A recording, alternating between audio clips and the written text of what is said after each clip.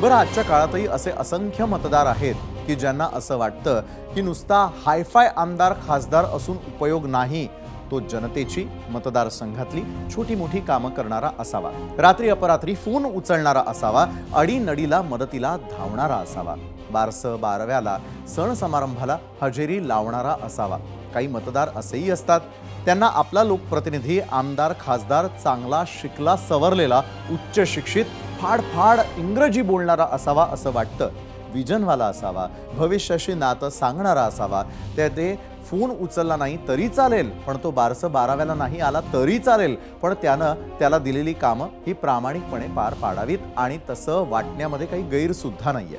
काही नवल वाटायचं कारणही नाही। खरं तर प्रत्येक लोकप्रतिनिधींची कामं जबाबदाऱ्या ठरलेल्या आहेत, त्यांनी त्या प्रामाणिकपणे पार पाडल्या तर मतदारसंघाचा समाजाचा विकास व्हायला वेळ लागणार नाही। पण आपल्यापैकी अनेक जण अजूनही इमोशन्सला भावनांना प्राधान्य देणारे असतात। अशा इमोशनल फुलांची संख्या जोवर जास्त आहे तोवर भावनांच्या लाटेवरती निवडून येणाऱ्या लोकप्रतिनिधींची कमतरता नसेल